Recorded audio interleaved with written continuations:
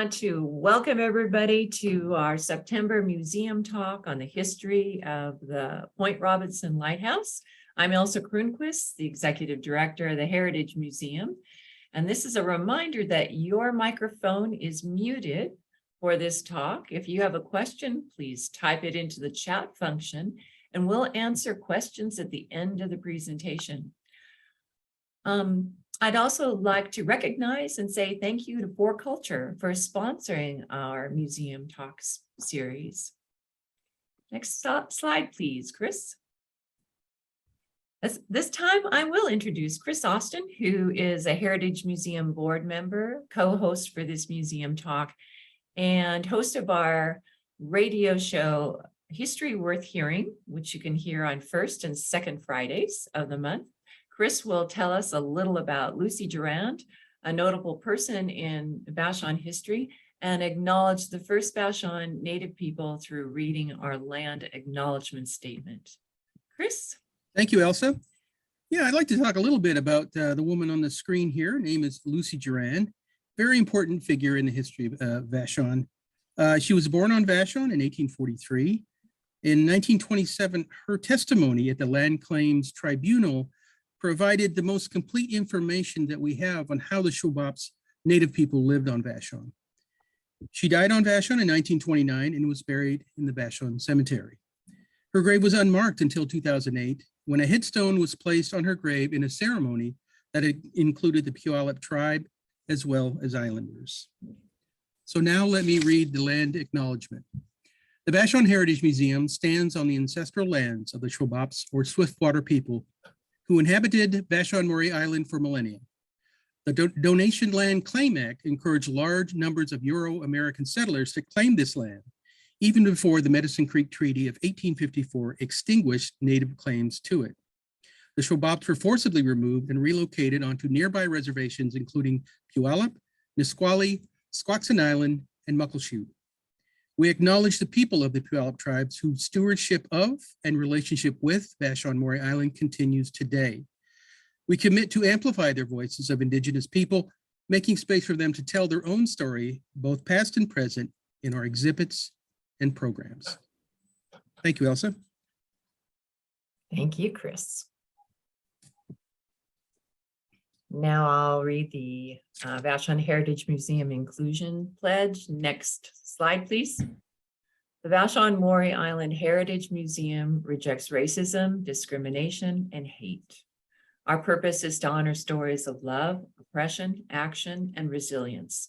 Stories that give voice to all, examine hard questions about social, economic, and environmental justice, and reveal racism and oppression within our heritage. We pledge that everything we do will honor the island's diversity of cultures and histories. Next slide, please. Join us in October when we have Dr. Bianca Perla from the Vashon Nature Center as she talks about this past summer's 10th year of BioBlitz on Vashon Island. And also join us in the museum when you have a chance and visit the exhibit on the Virginia Five, which will be up and for viewing until the end of October. And now Chris Austin will introduce tonight's speakers. Thank you again, Elsa. These two fine-looking gentlemen will be our speakers tonight. On the left is Joe Woobold. He's a United States Coast Guard retired. He originally hails from the Commonwealth of Virginia. He was appointed to the Coast Guard Academy and graduated with a commission as a commissioned ensign in the Coast Guard. He is a graduate of the Armed Forces Staff College and holds a master's degree from Cambridge University. Gentleman on the right is Bruce Hallman. Bruce has a PhD in history from the University of Washington. He is a retired professor of history at Green River Community College. He is also the author of Vashon Maury Islands, Images of America, and A Brief History of Vashon. Currently, he serves as president of the board of directors for the Vashon Heritage Museum. Now, Captain Joe, let me start off here by asking you, could you tell us a little bit about how you got interested in lighthouses, maybe a bit about your Coast Guard career and your time at Cambridge University? I will, Chris, but before we get started in that, I'd like to recognize the death of Her Majesty the Queen. The Queen is dead. God save the King. And I bring this up because if we ever needed an example of duty, then Her Majesty was the exemplar of that. And lighthouses are a metaphor for duty performed, duty reliably and always performed, always watching properly. You asked in my biography, you mentioned that I was a graduate of the University of Cambridge. I hold a master's degree in polar studies from the Scott Polar Research Institute, which is part of the University of Cambridge. And I managed the construction of the Shackleton Memorial Library. So I lived and worked in the United Kingdom in Her Majesty's realm for 3 years. And I came away from that experience, first of all, knowing that I was in the right place for that time for Mary R. and myself in that part of our life. The other part of my Coast Guard career was that I was what we call in my service a ship driver. I was the captain of 6 different Coast Guard cutters and also the group commander of a large group of subordinate units in Lake Superior, Lake Huron, and Lake Michigan, with my headquarters in Sault Ste. Marie in the Upper Peninsula of Michigan. So I'm both a blue water, saltwater sailor, and also I am a freshwater sailor because one winter I had my icebreaker Northwind up in the Great Lakes breaking ice the entire winter. So those are just a little bit of the highlights of my career. I became involved with Point Robinson when Mary R. and I moved on to the island after our return from the United Kingdom. And I came out to take a look at the lighthouse because one of my jobs in the Coast Guard was that I was the chief of operations for all Coast Guard operations in the Pacific Northwest. And I had oversight over all of the marine aids to navigation. And it was apparent to me that this was a place that maybe I could make a contribution. So I became involved with it at that time, over 20 years now, and I remain very much involved with it today. It is the first do good that I took on when I moved on to the island. It remains today one of my favorite places in the entire world. Thank you, Captain Joe. Maybe you could just talk a little bit about this particular lighthouse building and its unique features. So this particular photograph shows the building not very long after it was completed in 1915. And there are some particular features of it which we still have today and some which are no longer there. The ones which are no longer there are the foghorns that stuck out through the side of the building. You can see how large they are. And they consumed an enormous amount of compressed air. The original compressors that compressed the air were steam powered. And on the other side of the building was a building that housed the boiler, which provided the steam to run the compressors.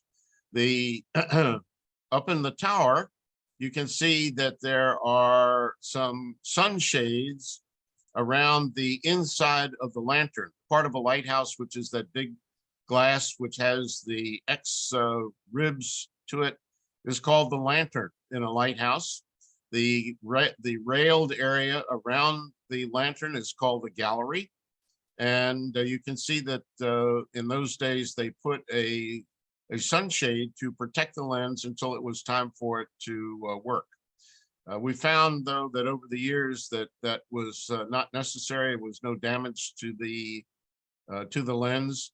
So those horns are no longer there. The horn and the foghorn that protects Point Robinson today is a piece of plastic, a plastic horn. It requires no compressed air. It has an electric diaphragm. But interestingly enough, the windows that you see in the lighthouse are the same ones that you will see if you come and take my tour. You'll see those same windows. We have taken them apart and restored them, but they are the same windows that were put in over 100 years ago. The roof was originally a shake roof. And when the shakes finally gave up and we had to replace them, because the building and the entire site is on the National Register of Historic Places, we had to replace the roof with something that was as close in original appearance as possible. And we found a steel material that replicated the shake roof, and it looks very much like it, except that the red color that is baked into the roof will last for another 100 years. Great. Thanks, Captain Joe. Chris, next slide.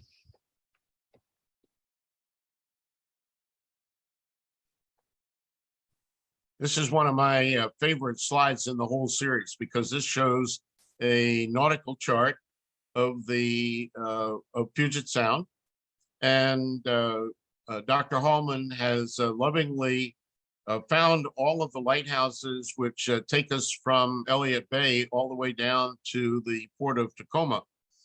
And I particularly like this. I particularly like this slide, and I particularly like this chart. First of all, because it's a nautical chart, and that is one of the tools that I used in my entire working life. But also because it shows the way that a system of lighthouses is designed.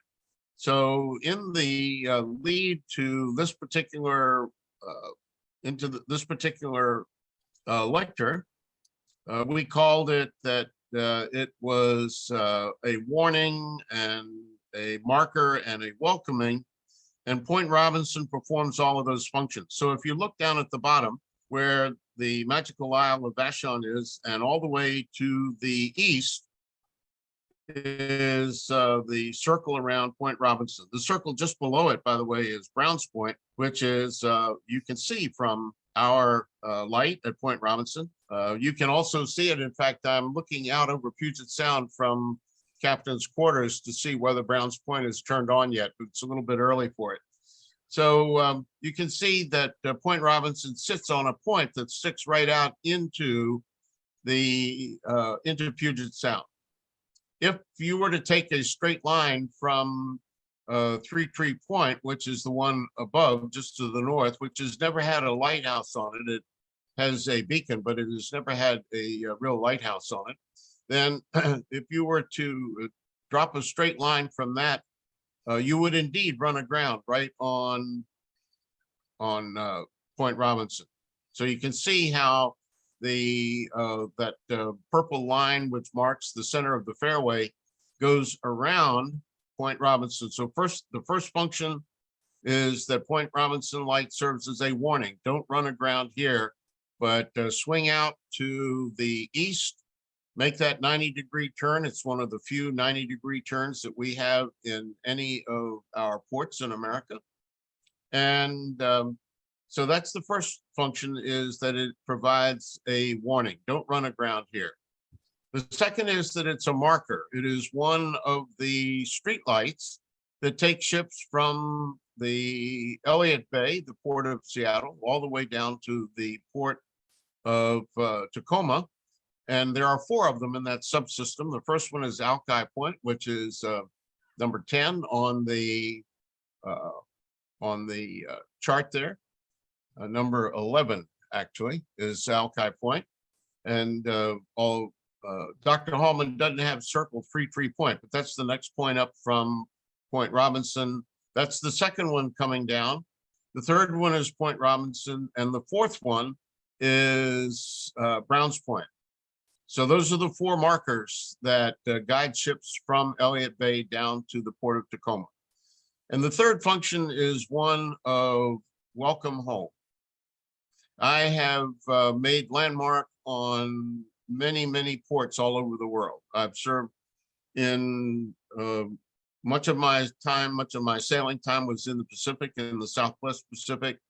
And there are a number of lights which are called landfall lights. A great example in this country is are the lighthouses out on the Outer Banks of North Carolina. Those are there. They are built as high as possible so that the light can be seen as far out at sea as possible. And they are to not only warn you not to run aground on the Outer Banks. Cape Hatteras is the great example of that. That's the one that has the black and white spiral paint scheme. And but it also is a landfall light. And so whenever we would be sailing into a port that had a landfall light, then we would be looking for that as far out at sea as we possibly could. Point Robinson performs all three of those functions. So if you take a look at the photograph of Alki Point and Point Robinson, you can see that they look very similar. And also if you look at Mukilteo, they look very similar, but no two lighthouses in the world are exactly the same. And if you look at them carefully, you'll be able to see some architectural differences. Alki Point and Point Robinson were both designed by the same man. And you would expect that they look similar, and they do. But if you look at them carefully, you can see some differences between the two. I would point out one other thing about of interest to the sailor about this particular chart, and that is that that we have one of the great natural deep water ports in the world. We don't have to do any dredging anywhere between here at the port of Tacoma all the way out to the pilot station, which is in Port Angeles. We don't have to do any dredging anywhere except around the pier heads in the ports themselves. And which is why you don't see the normal string of red and either black or green buoys that mark normal channel markings. I was home ported in one of my ships in the port of Baltimore, and that's a dredge channel. The port of New York is a dredge channel. And those are all places which are very marked very, very tightly with a number of red and either black or green buoys. Mhm. Captain Joe, I could maybe, go on for chart well, for the entire hour, so. yeah, maybe you could But- also just speak to the fact that all of these lights are within line of sight of each other, and each one Yes. has a distinct signal. And why is that? It does. The distinct signal is the technical term for that distinct signal is called its characteristic. And each light has a distinct characteristic. And if you were to look at this chart really, really carefully with the people who design charts believe that master mariners like me have their eyesight gets better as they get older. And so the type is really small around the symbols for lighthouses, but it will tell you what that characteristic is. The characteristic for Point Robinson is that it flashes once, twice, it goes dark, and it repeats the whole cycle every 12 seconds. And no other lighthouse in Puget Sound has that same characteristic. And that is so that if you're out in your small boat and you're relying on some sort of a global positioning system receiver like a telephone, and you drop it into the bilges and short it out, when that light comes on and you see that quick flash 2 every 12 seconds, you know that you are near Point Robinson. You cannot be any place else in Puget Sound. So the term for that is its characteristic. And when a light is showing its proper characteristic, it is said to be watching properly.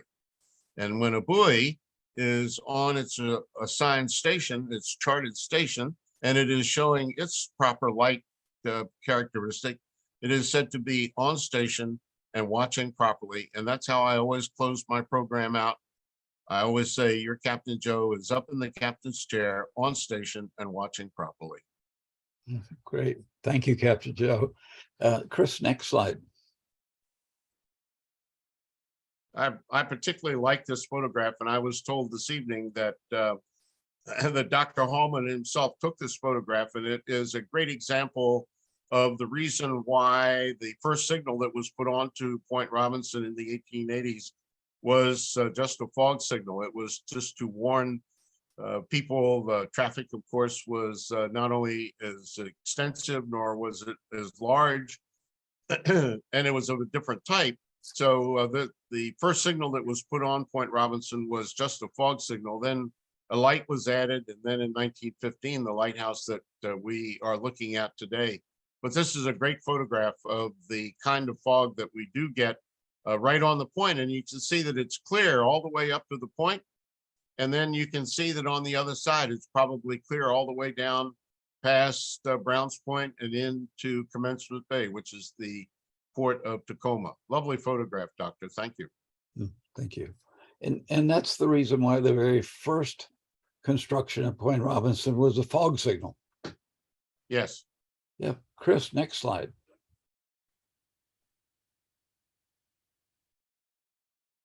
In 1894, this tower was put up. You notice that it has a light up at the top. You notice that there is a lot of driftwood on the beach. And some of that driftwood is probably still there today. It comes down from the mountains as a result of clear cutting. It gets itself into the rivers and streams and eventually works its way into the sound down at the bottom, at the south end of the sound. There's no outlet down there to the Pacific Ocean.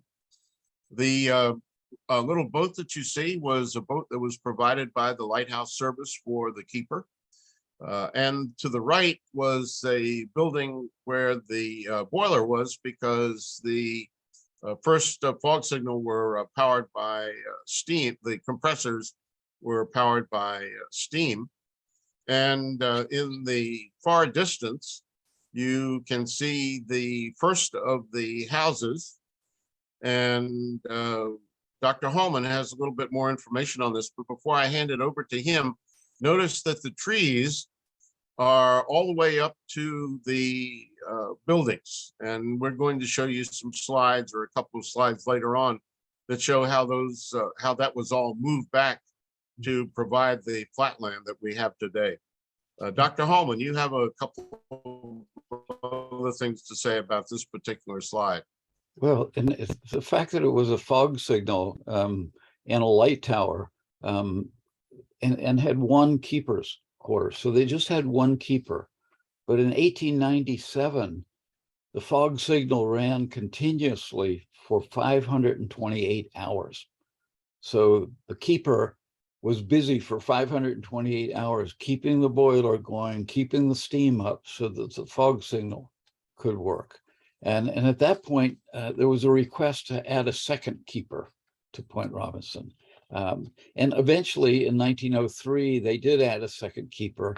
And then in 1907, they built a second keeper's quarters. So now at Point Robinson, there's two keeper's quarters. And Chris, the next slide shows what was constructed in 1915. And I love this, and Captain Joe can talk more about this, but I love this slide because it has the 1915 lighthouse that was built with the foghorns. It has the boiler shed, but it also still has the 1894 tower. So it's really a unique period of time when that light tower came down very shortly after this photograph was taken. Captain Joe. So looking at this photograph, there are a couple of other things besides the ones that Dr. Holman pointed out. And one of them is that for the first time, we can see the fifth order Fresnel lens up in the tower. A little bit farther on, there is a better photograph of that lens. But when the lighthouse was constructed in completed in 1915, the fifth order Fresnel lens was installed, and we still have it up in the tower today. 1915, though, is significant to the life of the Puget Sound waterway, because in 1914, there were two things that happened in the world that affected us. And the first one was the beginning of the First World War. And that increased the amount of traffic that came from the port of Tacoma past Point Robinson, which motivated the Lighthouse service, which in those days was part of the Department of Commerce, to build the structure that we have today. The other thing was the completion of the Panama Canal in 1914. And so we could, with some legitimacy, say, Captain, why are these two events that are so far away from us affect us? And the answer is that the traffic off of Point Robinson increased dramatically. and ships were now able to go to Europe by going through the Panama Canal rather than going all the way around Cape Horn. And the Northwest Passage had not yet been opened up to any kind of commercial traffic. The story of the Northwest Passage and the story of the exploration of Puget Sound are linked together, but that's the subject for another lecture, and it is involves such people as Captain George Vancouver. And those are things about which Dr. Hallman is much more of an expert than I am. But in any case, the other thing we noticed that those big foghorns are still sticking out through the side of the building. And we can see the evidence of those today. If you come and visit me and take one of my tours, you can look up the bulkhead and you can see the blanks that have been put in to fill in those holes when more modern fog signals were installed, which did not use the steam-powered compressors. And I recognize one of those logs. I think that we still have one of those on our beach. Thanks, Captain It's a Joe. great photo. It's a great photograph because, as Dr. Hallman points out, it shows the congruency of several layers of technological advance even in the business of lighthouses. And we've had lighthouses for 3,000 years. Next slide, Chris. I thought you would be interested in the fact that both Point Robinson and KVI Beach Point Higher are actually salt marshes, or were salt marshes, and they're both at the congruence point of two drift cells. You know, the drift cell for Point Higher KVI Beach comes down along the east side of Vashon and meets at Point Higher, and also along the shore by Ellisport. And those two currents meet and create the sandbar that creates the salt marsh there. The Point Robinson salt marsh was very similar to KVI, and it is also at the congruence of two drift cells, one along the north shore of Maury Island running to the east, and the other along the east shore of Maury Island running to the north, and they both meet at Point Robinson and deposit sand. So in that lower photograph, a photograph of salt, the KVI salt marsh taken by Terry Donnelly, shows what Point Robinson would have looked like before they installed the lighthouse. Once the light tower and the fog signal was installed, they began to try and stabilize the point. And one of the first things they did is they took the salt marsh and dammed it in half to create a fresh water pool in half of the salt marsh at Point Robinson to feed the steam boiler that created the steam that ran the foghorns. And so right at the very beginning, they began to divide that salt marsh. And then as the point began to change, as points do, they began to stabilize it by washing down and filling in. And so the last major fill was in 1939. As Captain Joe pointed out, it was a WPA project. And it ultimately created what we see today at Point Robinson, which is this meadow. Whereas, you know, before the lighthouse, so in the 1870s and before, Point Robinson would have looked very much like KVI Beach. And KVI Beach, of course, is the most productive and the largest remaining salt marsh in all of central Puget Sound. So I think there's an interesting connection there. So one of the reasons why the salt marsh at Point Robinson was filled in was that because we had people living in the two sets of quarters, and mosquitoes were becoming a serious problem. And so the Works Progress Administration, all of us are far too young to have remembered or been a part of that, but the Works Progress Administration came in and they knocked down the bluff. You all will remember the photograph that we showed, and I mentioned the trees being very close to the structures. But when they came in with water jets, and they knocked the bank down and used that to fill in the marches. So when you come out to Point Robinson today, you will see this lovely flat meadow, and we use that meadow for a number of activities. And we hold weddings out there, memorial services, all kinds of functions and activities. And on Mother's Day, we have Kite Day, and we have young people and some not so young running up and down in front of the lighthouse on that meadow, which previously was salt marsh, getting their kites up in the air. So it has been turned into a very productive, but it's not original. And the KVI salt marsh that you see there is the original way. And there are some who would want to return Point Robinson to that particular salt marsh environment, but that is not going to happen. Good. Thank you, Captain Joe. Chris, next slide. Yes, this is one of my favorite photographs for a number of reasons. When the Coast Guard decided to automate the light, that happened in 1979. And when the light was automated, the people who lived in these two houses were by this time Coast Guard military people.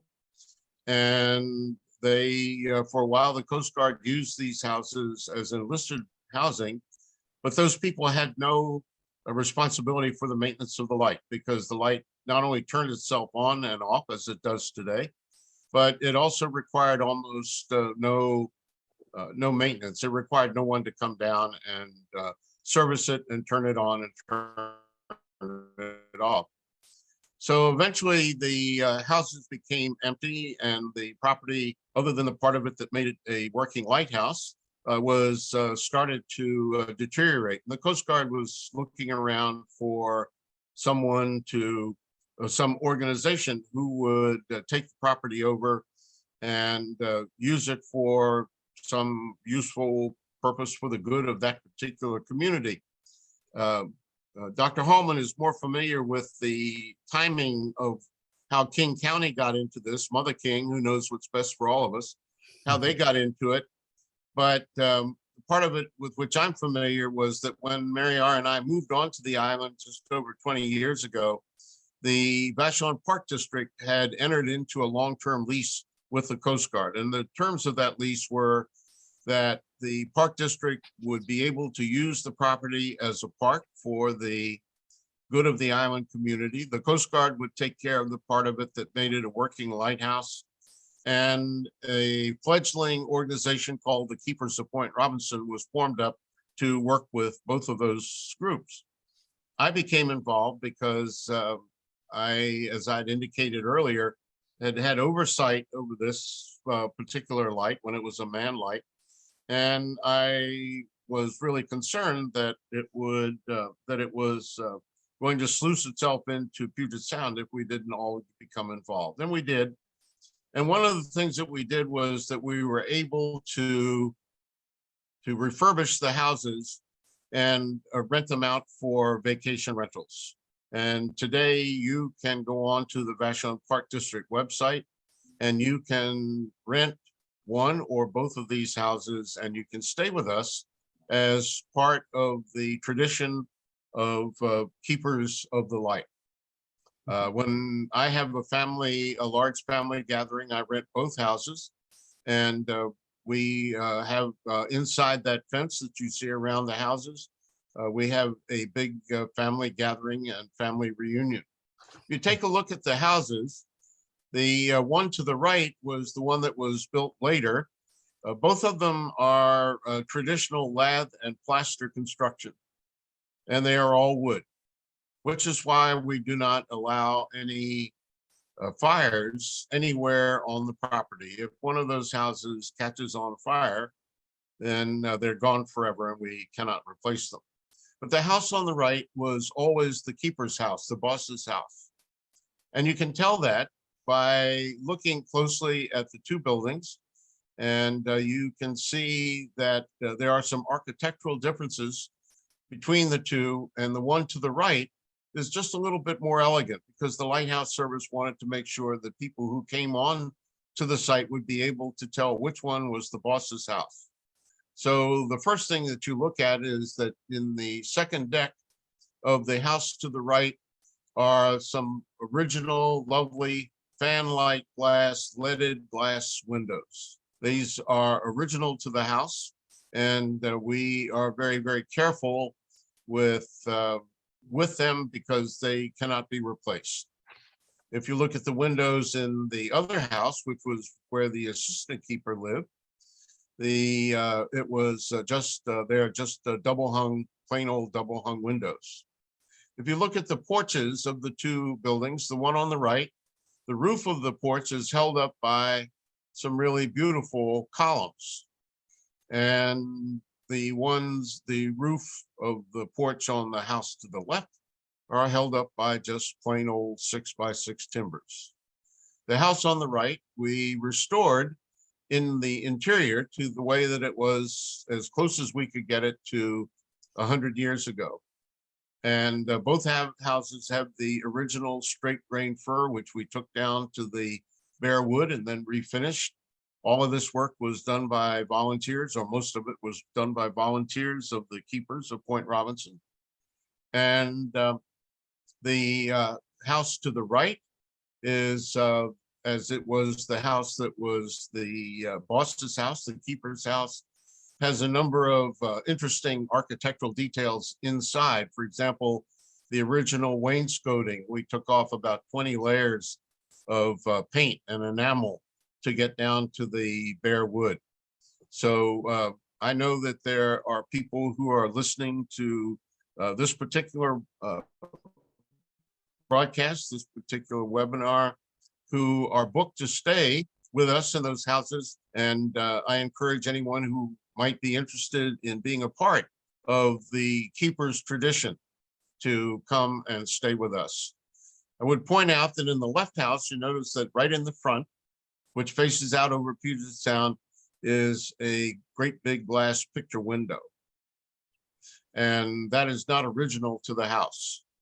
When the Coast Guard took over the operation of the light in 1939, when the Lighthouse Service was absorbed into the Coast Guard in 1939, and they started having not only civilian keepers, but also military people staying in the quarters.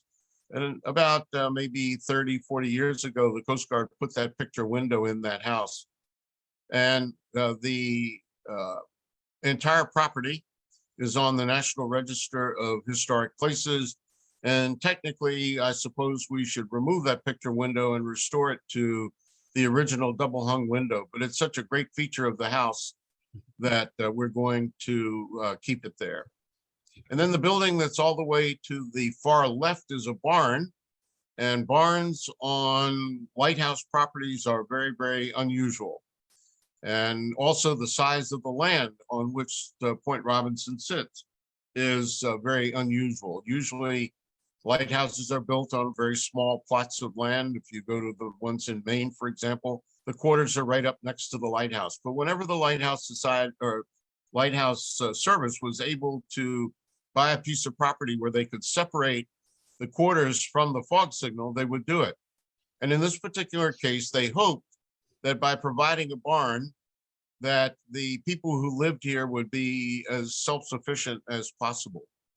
But we don't think that they were very good farmers. The barn, though, is the oldest building on the property. It was built in 1885, and it is one of the oldest buildings on the magical Isle of Vashon. Is that not true, Dr. Hallman, 1885? It is, yes. Yep. So the photograph was taken not very long ago, but the houses are very close to the way they were when they were built, and the barn itself is almost completely original. We've done some major maintenance on it, but it is, as with all of the other structures on the light station, every structure on the light station works. It has a function. There's nothing here that is here just for the purposes of being a museum. And we're very proud that we have continued that tradition. And so long as I have anything to do with it, we will indeed continue that tradition. Thank you. Captain Joe, maybe you can just say a few words about the boat shed that is no Yeah. longer there. Right. Between the barn and the house to the left, there was originally a boathouse. And the concrete slab on which the boathouse lived is still there. And the steel rails that go down into the water that the dolly or the the cart on which the boat was stored are still there. At one point before the virus became part of our lives, the whole question of rebuilding the boathouse arose a number of times. I'm not so sure that I have enough years left, nor you, Dr. Hallman, even given the 50 years that we've been allotted left to go, that we would be able to do that, to rebuild that boathouse. But there was one there. It's a very simple building. It would not take a great deal for us to replicate it. But right now we are in the business of returning Point Robinson and all of the activities connected with Point Robinson for the good of the island community. We're in the business of returning all of those to the way they were before we had to deal with the terrible virus that struck all of us. So there was a boathouse there. You can still see the evidence of it. And maybe we'll be able to rebuild it more. Maybe those who come behind you and me, Doctor, will be able to rebuild it. And I will say that over at Browns Point, the people at Browns Point have done a wonderful job over there.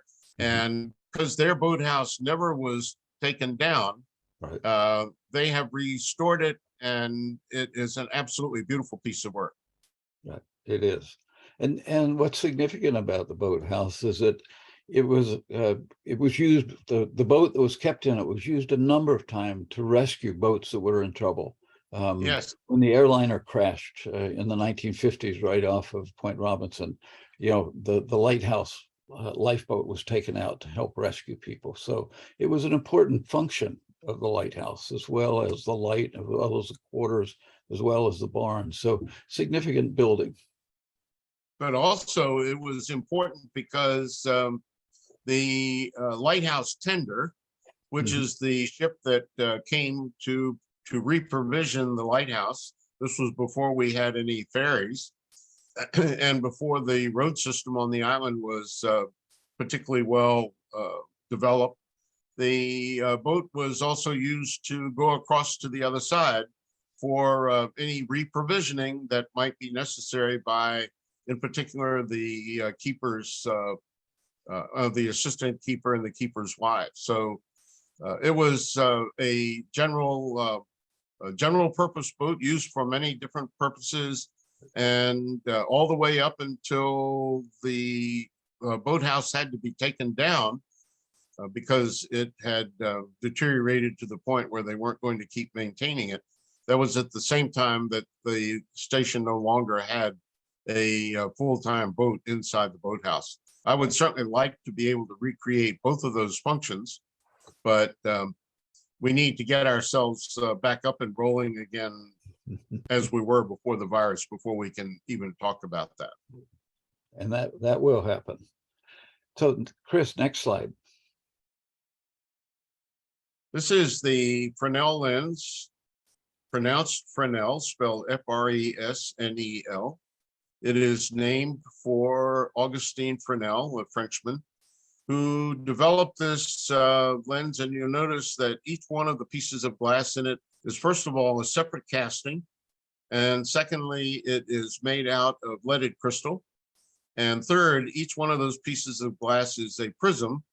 And the angle at which each prism is cast is very carefully calibrated so that the light source, in this particular case, it's an electric light, but originally it was a kerosene light, that the light source would, the rays from the light source would hit those prisms and would be bent or refracted such that the beam that went out was a parallel beam, and it was visible for 14 to 15 nautical miles. It's a lovely, lovely piece of work.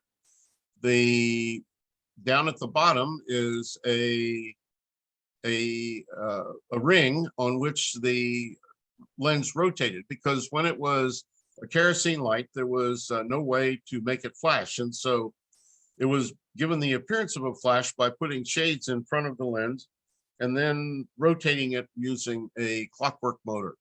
And the clockwork motor was powered by a heavy weight that was cranked up to the top of the tower every night, and then was allowed to drop slowly down the height of the tower, and through a right-hand gear train would rotate the lens.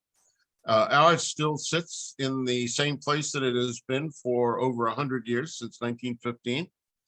And when we are able to take people to the top of the tower, I'll be able to show them what a really beautiful thing this really is. There are thousands of Fresnel lenses still working today all over the world, and even in our own country. So they were, each one originally was custom built for a particular lighthouse, but as the years went by, they got moved around. There are 6 ranges of sizes of Fresnel lenses called orders. The very largest ones are the first order lenses, and some of them are higher, taller than a man, and they have a door that you open up, and the keeper would have to walk inside the lens to clean it, because any Fresnel lens that used an open flame to generate the light source would leave a film of carbon on the inside of the glass. It takes me about 4 hours of very tedious work. I do not do tedious work willingly, and so I break it up into little pieces when I clean the lens myself. It took the keeper probably maybe 3 hours every day just to clean the lens. He would also have to clean the lantern, which is the glass that is supported by that big X beam that you see to the right with the flag in the middle. And so there was about maybe 5-6 hours worth of work for the keeper every day to get the light ready to work that night. So we have, you'll notice that there's a lot of brass in a Fresnel lens. That brass is what supports each one of those pieces of glass, those prisms. A first order lens can have as many as 1,000 prisms. I think I counted ours up one time, and I think there are about 65 or 70 prisms in our 5th order Fresnel lens. The 5th order, the next to smallest size, and the reason it is that smaller size is it was never intended for this light to be seen any farther than 15 miles. And that was because the overlap, the circle of visibility of each one of the lenses, each one of the lights in that system that we showed you on the nautical chart was intended to just overlap.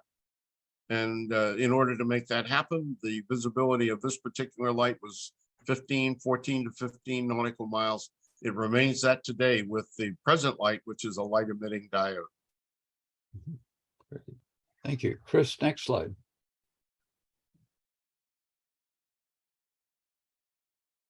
This is a photograph of where we are today with Point Robinson and where we are going to be in the future. The structure to the right is the radar tower, and all the way up at the top of the radar tower are 2 radar antennas, rotating radar antennas.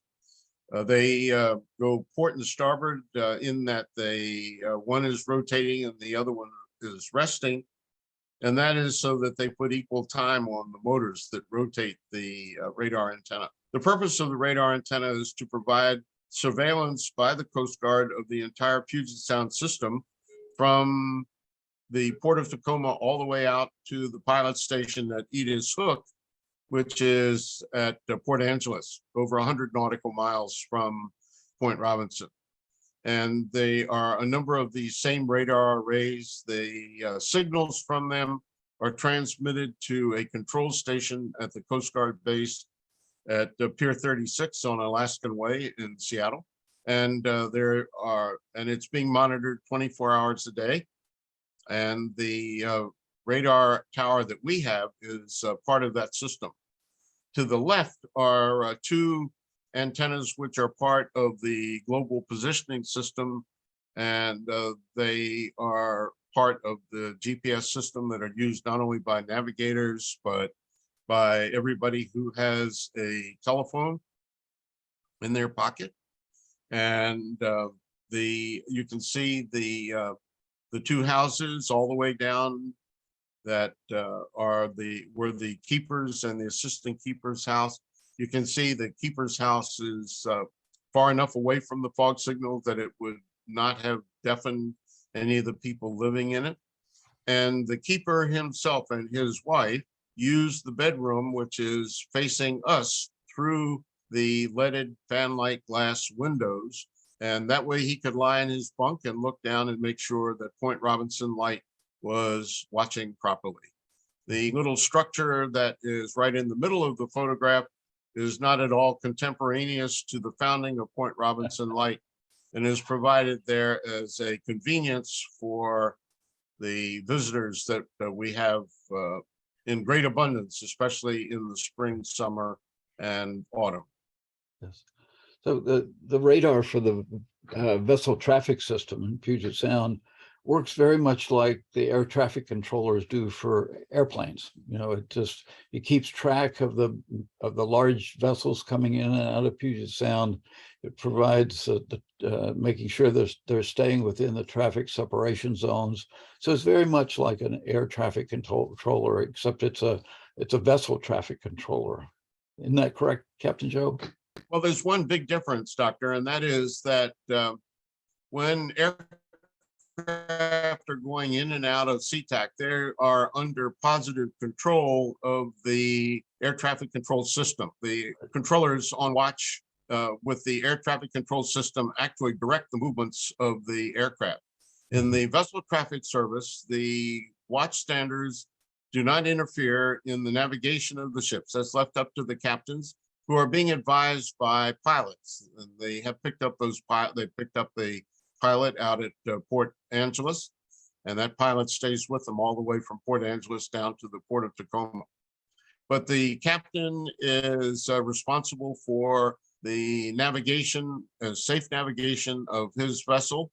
And when we started installing vessel traffic services, we were very careful not to impinge on the authority of the vessel's master or captain. In my command up in the Great Lakes, I had a vessel traffic service for the St. Mary's River. And again, there was a little bit more of a level of control of the ships by Sioux Control over the ships in the St. Mary's River, because it was very narrow. And we had to keep the spacing of the ships very carefully worked out. So there was a little bit more of control, and that was all accepted by the captains of the ships using the St. Mary's River. But here we've got plenty of room, and the only time that the watch standards will interfere is if they see an unsafe condition, which they believe that the masters either do not see or are not dealing with, and then they will then interfere in the navigation of the ships. But normally, each captain is responsible for the safe navigation of his vessel. And I'm one of those captains who am very careful about the correct navigation of my ship in any kind of restricted waters. And I would not need nor want somebody ashore directing the movements of my ship. Right. And the WAS towers, the GPS towers, they're just there because they bring the GPS signal down to within 36 inches of where you are. So they really take that satellite GPS signal and they allow it to be much more accurate within confined waters like Puget Sound. Yes, that's certainly correct. Chris- So today we use the property, Coast Guard property, for Coast Guard purposes for the safety of navigation in Puget Sound. And we have one of the finest natural deep water ports and one of the safest deep water ports anywhere in the world. Mhm. All right. So Chris, next slide. So Vashon Then and Now. Some years ago, we did a reenactment of one of my tours. And Chris, who has been doing the slide changing for us, is one of the stars of this particular episode. And in this episode, we not only recreated one of the tours, but we recreated the possibility that Point Robinson is one of those lighthouses that has a resident ghost. Now you need to watch this particular program, and down at the bottom, I see here that there is a way that you can go on to the voiceofvashon.org, on whom all blessings flow, because they allow me to do from the captain's chair every week. You can go on to this, and there's a charming vignette in this where the captain and a young lady who at that time was the daughter of our caretaker here on the light, Maribel, and I are seen walking hand in hand along the shoreline, headed down to the Point Robinson light. It is a lovely piece, and Chris had a big part in it. And so I recommend that if you'd like to learn a little bit more about the light, or if you would like to learn a little bit more about the way that it has evolved over the years, then I recommend that you take a look at this. So one structure that we've not talked about, Doctor, is that little building to the left. Mhm. And that building is known as the Oil House. Now, it was not really oil house. They've been known as oil houses all over lighthouses. You'll see structures that look like this in many lighthouses, in particular in the Pacific Northwest. And but it was where the paint was stored, flammable, all kinds of flammable materials, which is why it has that big ventilator up on the roof. Today we use it as a storage space for all sorts of miscellaneous things. And it's of interest because it is built out of corrugated metal. And as a corrugated metal building, it's the only one like that on the site. All the rest of the buildings are either masonry, like the lighthouse itself, or wood, like the rest of the buildings. This one is made out of corrugated metal, and it goes back, I think, to about 1913. Mhm. Great. One other aspect of this Vashon Then and Now that I think is just a real gem is an interview with Jens Peterson, who was one of the last kids to grow up in the keeper's quarters at Point Robinson. So if you're interested in knowing more about the lighthouse and about what it was like in the past, and to see Captain Joe and Maribel in that very sweet moment, I really encourage you to visit the Voice of Vashon site and to look at the Vashon Then and Now Point Robinson Lighthouse. It is a joy to watch. So I'm glad you mentioned Jens, because Jens crossed his own bar just a few years ago, but every time that he would come out to the light, and I would be up at the top of the tower, he would come up, and we would exchange greetings, and then I would say, well, Jen, there would be people up on the top of the tower with me, and I would say, Jens, would you talk a little bit about what it was like to live here? And Jens, like your captain, was never reluctant to start the stories rolling, and so we would just have wonderful afternoons up there, and we would get more and more people. And I'd have to send people down below because it was getting too crowded. And he would just go on as long as the sun was up and there were people to listen. So I was delighted when we got that interview of Jens onto Mhm. Vashon Then and Now. Great. Yes, thank you, Captain Joe. So Chris, last slide.